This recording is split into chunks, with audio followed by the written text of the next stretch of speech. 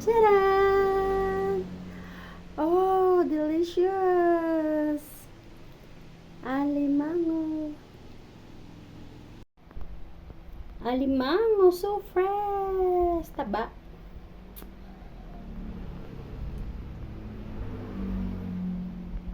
Lulutuin ko na yan sa generous na garlic at butter. Halika na, luto na tayo. Halika mga best, samahan nyo ko. Tayo ay magluluto ng alimango. Ayan. Ang tataba ng alimango ko.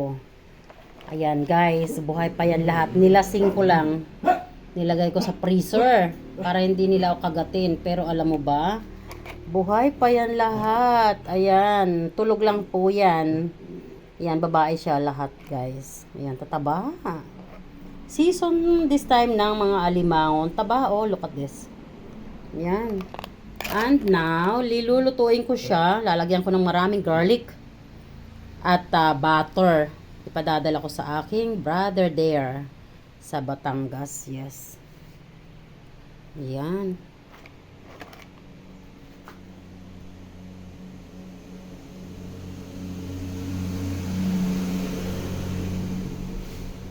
Ang tatabaan nila lahat. Kasing taba ko. Lul. Look at that.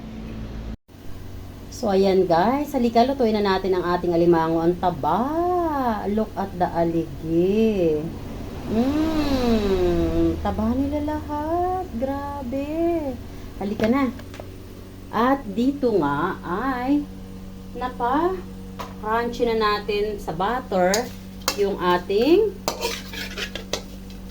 ginger. Ganyan ako magluto guys. Ginger yan. Super crunchy na. At ilagay naman natin ngayon yung ating mince na garlic.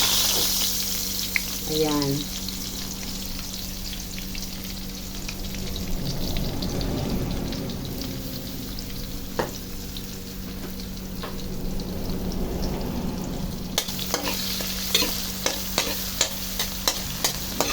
Ayan. So, hintayin natin na mag-golden brown.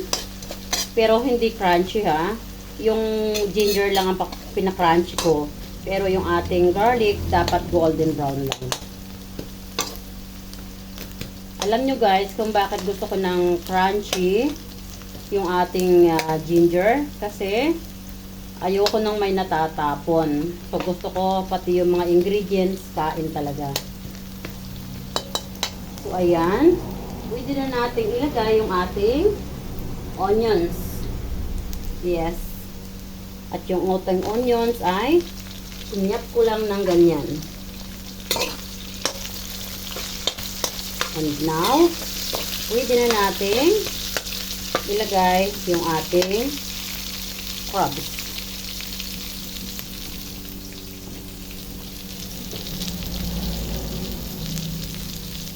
So, one by one ay ilalagay natin yung ating mga crabs dyan. Alam nyo guys, yung iba ha, pinakukuluan pa nila yung kanilang alimango. Ako hindi na, kasi nawawala yung lasa, no? Napupunta dun sa tubig. So, pagkalagay ko yan dyan, ilalagay ko lang sa very low heat at tatakpan ko yan guys. And then, yung sarili nilang moist, maluluto sila doon. O, di ba? So, nandun lahat yung lasa. Taba nila. Pero ito, orange na orange talaga yung taba. Oh, I love it.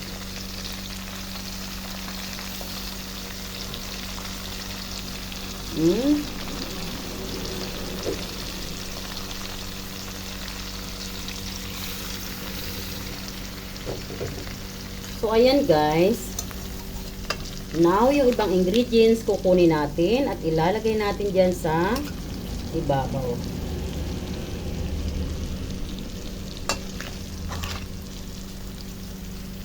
Ayan. Yung ating crunchy ginger, garlic, and onions. Then, butter at the same time. Ayan guys. So now, ay maglalagay tayo ng durog na paminta.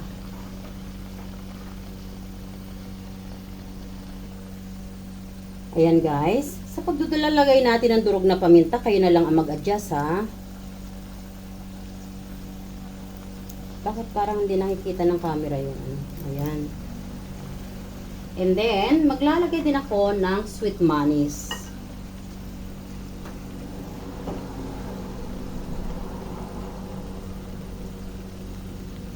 Yung ating sweet manis ay yan. Sauce manis, sweet sauce, yes. Then, lagay na natin yan dyan.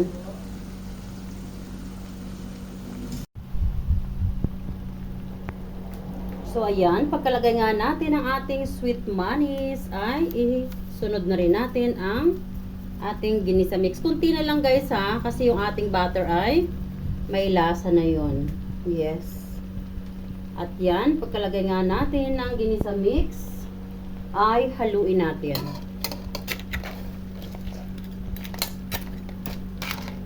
Yan. Ganyan lang ang paghalo. Huwag na munang i-upside down para mag-penetrate yung mga lasa na inilagay natin.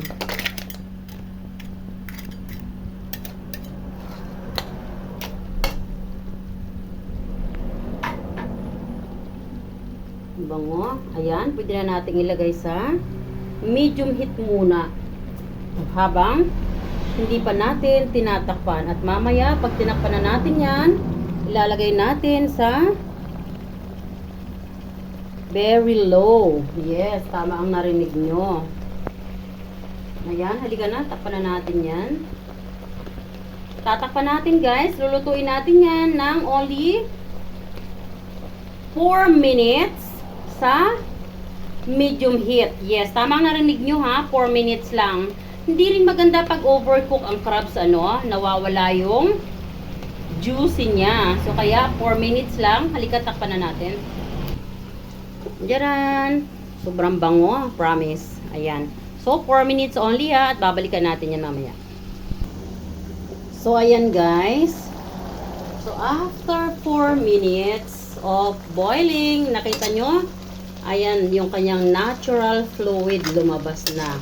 Yes. Ayan. So, yung mga pamangkin ko guys, gustong-gusto nila ng mayroong sauce. So, kaya yan ay hindi ko pakakatihan. And yes, yung aking mga pamangkin ay gusto nila ng mayroong kunting carrots. So, ayan. Hindi naman ako parating nagluluto sa kanila guys. Minsan lang. Kaya, pagbibigyan ko na yung kanilang gusto. Ayan. So, pag ganito na putahe, gusto nila ng mayroong carrots chunk. So, alam nyo guys, ako, masaya ako na mapasaya ko ang aking mga pamangkin. Yes. So, ayan guys, nakita nyo. Yan. So, yung sauce na yan ay enough na. Sauce pa lang. Ulam na. Talaga namang. Look at that. Ayan. So, i-off na natin yung fire. Dahil baka makatihan ng sauce. Sayang naman. Ayan, ang sarap guys. Napakalasa. At yung sauce niya, actually nagkulay yung taba ng alimango, no? Sarap. Ayan. So, kaya, ilagyan ko siya ng maraming garlic to kontra ng cholesterol. Yes. Ayan. So, off ko na yan. Ayan guys. Thanks for watching. I love you all. God bless everyone. Tita Wena always saying, don't forget to keep write down your comments for our revenue. Yes, look at that. Delicious.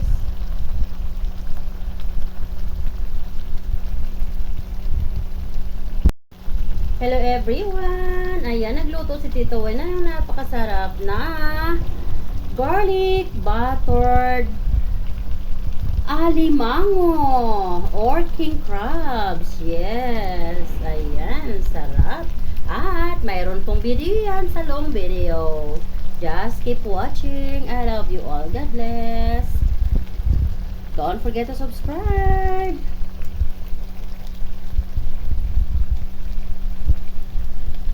Yummy!